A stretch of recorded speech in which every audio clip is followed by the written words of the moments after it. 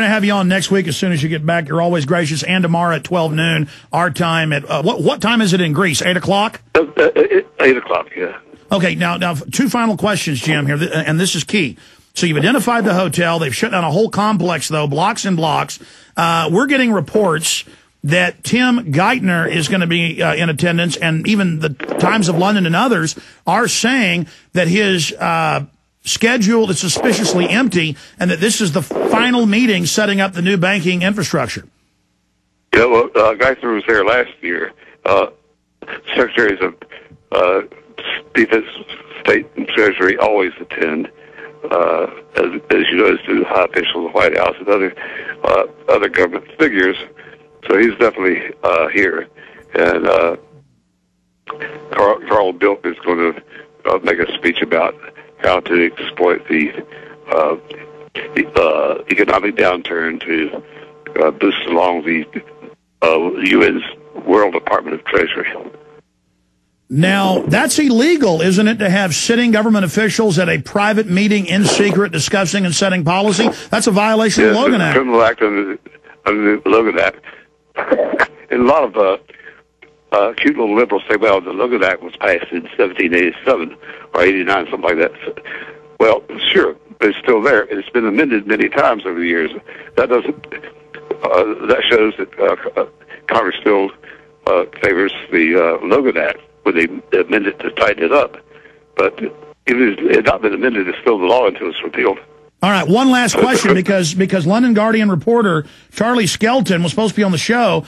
He's now in a police station. This is breaking news. I know you're going to hear this, Jim Tucker, but I've got to get this final question in unless your phone line gets lost or something. Any other key information from your Bilderberg sources about what is on the agenda? We know they're pressuring Obama to pass this gun ban treaty, and Obama's given speeches saying he does want to do that. Is that on the agenda? The global currency tax, the greenhouse taxes, the carbon taxes? I mean, what's on the agenda? All of that's on the agenda under the program that we need, a united world action, global action on a global basis by global government. That's all on the agenda. It's being pushed very hard. And this must be an important meeting if it's the greatest security you've ever seen. Jim Tucker, stay there one moment. I know you've got to go to that press conference, but Charlie Skelton, who was already picked up by police, and that's the London Guardian, and I thought got out of it, is back in the police station. Is he there reporting, or has he been arrested? I know you want to hear this, Jim, so stay there for a moment. Charlie Skelton of the London Guardian, have you been arrested again?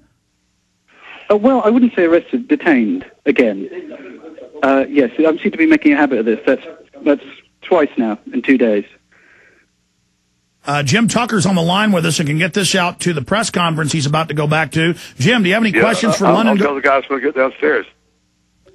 So you're going to survive, Charlie. Sorry, I can't quite hear. It was Jim Tucker got me out of jail.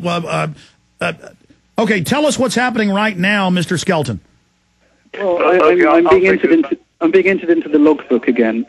Okay, let me just say bye to Jim then. Jim, we'll talk to you tomorrow at noon, okay?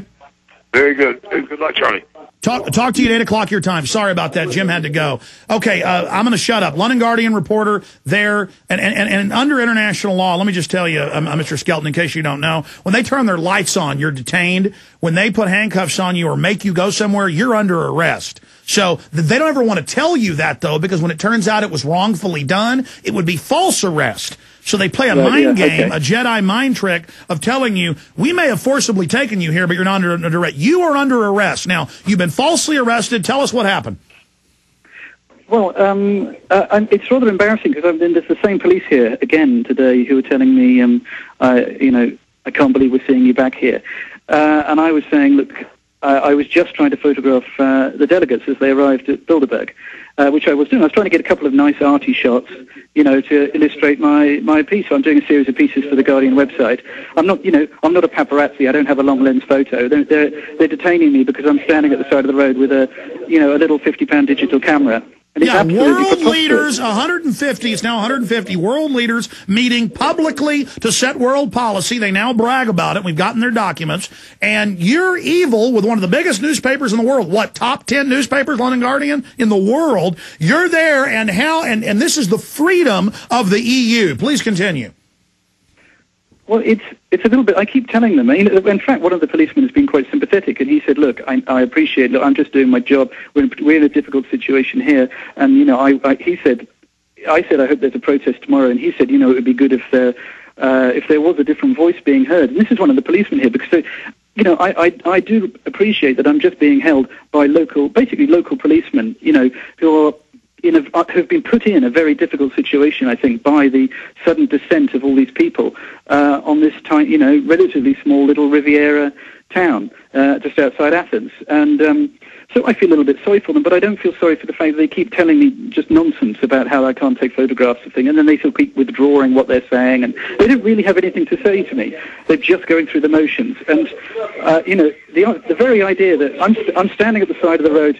Sorry, I'm just going to step to one side, sorry. I'm not going anywhere. I'm just telling the policeman I'm not leaving.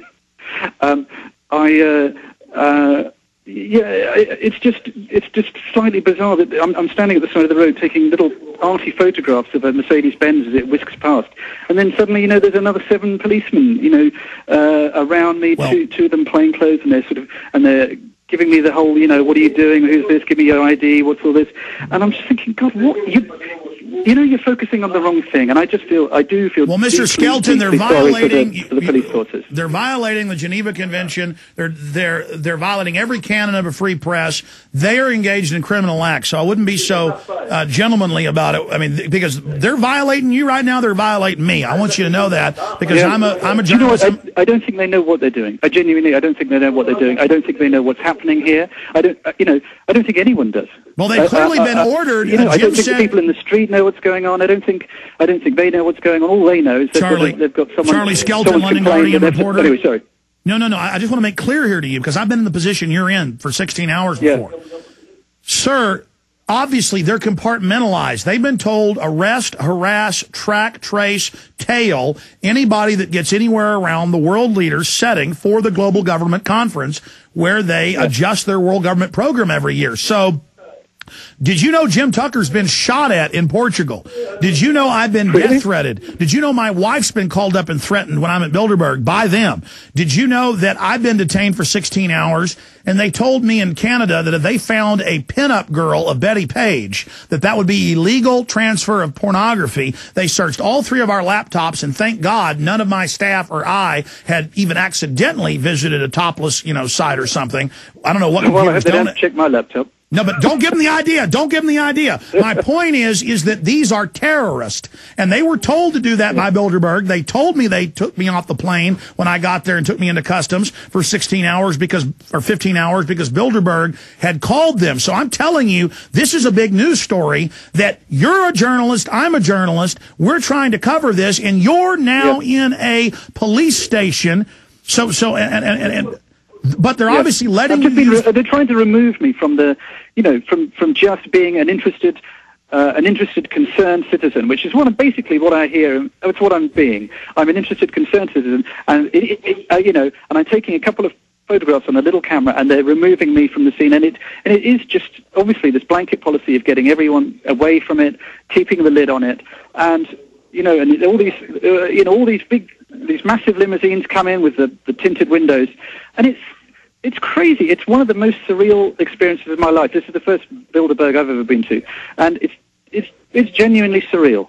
Well, Charlie Skelton, we're going to skip this break in case they come over and turn your phone off. We're skipping a network break, stations. This is not your break anyway, so it won't matter. We will take the bottom of the hour local break for everybody, but we are skipping this break. We're live at prisonplanet.tv. Forgive me if I get excited, sir, but, I'm one of these hot-blooded Texans. You're there for the second time. Tell us how this arrest happened today. The one today, I was, it's getting towards the end of the afternoon here. I walked up the hill towards the hotel entrance. I was actually staying away from the hotel entrance because I didn't want to be arrested. I thought, I'm going to play it nice and safe today. I don't want to end up in the police station.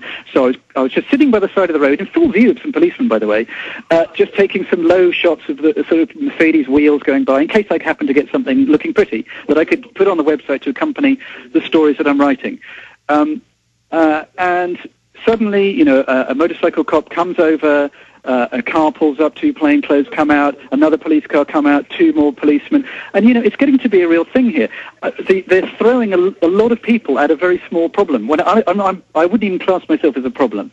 And suddenly I'm surrounded, and, and the pressure comes on, and, it's everyone swaggering their shoulders at me. And it wasn't as bad as yesterday when, they were shouting at me and they were prodding me in the shoulder, and, and it got quite nasty.